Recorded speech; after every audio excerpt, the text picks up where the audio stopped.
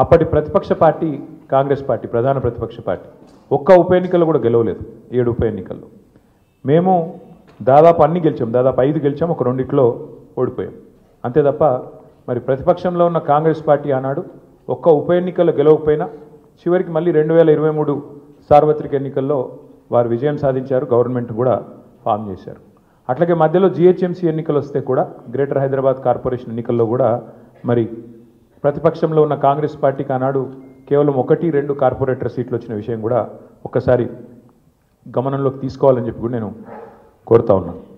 అట్లాగే ఈ ఎన్నికల్లో ముఖ్యంగా ప్రజల తరపున వాదన బలంగా వినిపించగలిగాం. ఎన్నికల ఎజెండాను ఖచ్చితంగా నిర్దిష్టంగా బలంగా ప్రతిపక్షంగా మేమే సెట్ చేయగలిగాం. ప్రజా సమస్యలను ప్రధానంగా 6 గ్యారంటీల అమలులో ప్రభుత్వ వైఫల్యాన్ని బలంగా ప్రజల్లోకి తీసుకొని పోయాం. 6 గ్యారంటీల విషయంలో ప్రభుత్వం చేసిన మోసాన్ని తీసుకొని పోయాం. హామీల ఎగవేతను బాకీ కార్డుల రూపంలో ప్రధాన చర్చగా చేయగలిగాము. ఇది బీఆర్ఎస్ సాధించిన విజయంగా మేము భావిస్తూ ఉన్నాం. అట్లాగే మేము అనవసరపు అంశాల జోలికి పోలేదు. కులము మతము వీటి పేరు మీద డైవర్షన్ రాజకీయాలు చేయలేదు. బూతులు అసలు మాట్లాడలేదు.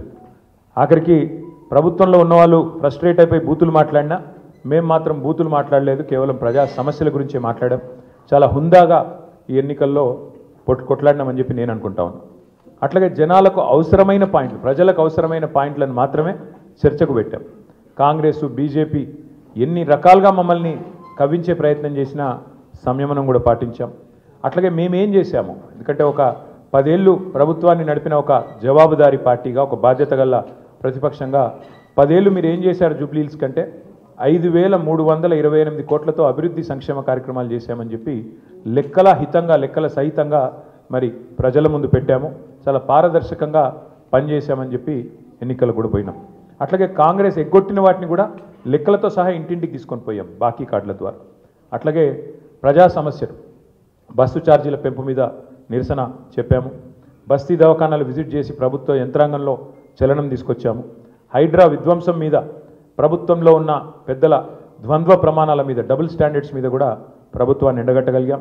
ఆటో అన్నల సమస్యలను కూడా ప్రభుత్వం దృష్టికి తీసుకురాగలిగినాం. వాళ్ళ తరఫున కూడా గట్టిగా మాట్లాడినాం. హైదరాబాద్లో రోడ్ల దుస్థితి విషయంలో కూడా ప్రభుత్వాన్ని కదిలింపజేయగలిగినాం. శాంతి భద్రతల విషయంలో కూడా మా నిరసన గట్టిగా చెప్పాం. ఈ రకంగా ప్రజా సమస్యలనే కేంద్ర బిందువుగా మా పార్టీ ఎన్నికల ప్రచారాన్ని చాలా హుందాగా నిర్వహించింది. తద్వారా ప్రభుత్వం కూడా మాట్లాడక తప్పని అనివార్యత కల్పించాం. చివరికి 2 ఏళ్లలో ఒక్కసారి కూడా మరి సమీక్ష చేయని ముఖ్యమంత్రి గారు ఆఖరి ఎలక్షన్ ముందు రోజు 6 గ్యారంటీల మీద సమీక్ష చేయక తప్పని పరిస్థితి కూడా వచ్చింది అంటే ముమ్మాటికి అది బీఆర్ఎస్ విజయమే. అట్లాగే 2 ఏళ్లుగా మైనారిటీకి మంత్రివర్గంలో స్థానం లేదు. బీఆర్ఎస్ ఏదైతే మరి మంత్రివర్గంలో ఇట్లా మైనారిటీలకు స్థానం లేదు, ఒక ఎంపీ లేరు, ఎమ్మెల్యే లేరు, ఎమ్మెల్సీ లేరు అని గట్టిగా మాట్లాడితే చివరికి అనివార్యంగా అజారుద్దీన్ గారికి మంత్రి పదవి ఇయ్యక తప్పని అనివార్యత కల్పించింది కూడా ఖచ్చితంగా మా యొక్క ఎన్నికల ప్రచార సరళి. తప్పకుండా ప్రధాన ప్రతిపక్షంగా మరి మా బాధ్యత మేము నిర్వర్తించినాం. సరే, సహజంగానే ఒకటి మాత్రం ఉంది, గెలుపు ఓటములు పెద్దలు కేసీఆర్ గారు ఎప్పుడు చెప్తుంటారు, గెలవాల్సింది పార్టీలు కాదు, గెలవాల్సింది ప్రజలు అని. మేము కూడా మనస్ఫూర్తి కోరుకునేది ప్రజాస్వామ్యంలో చర్చ జరగాల్సిందే, మీడియాలో జరగాల్సిందే, బయట జరగాల్సిందే, తప్పకుండా ప్రజల్లో కూడా జరగాల్సిందే. ఈ ఎన్నిక ఎట్లా జరిగింది అనే విషయంలో కూడా చర్చ జరగాలి. ఎందుకంటే ఈరోజు కాదు, మేము నెల రోజుల ముందే చెప్పాం.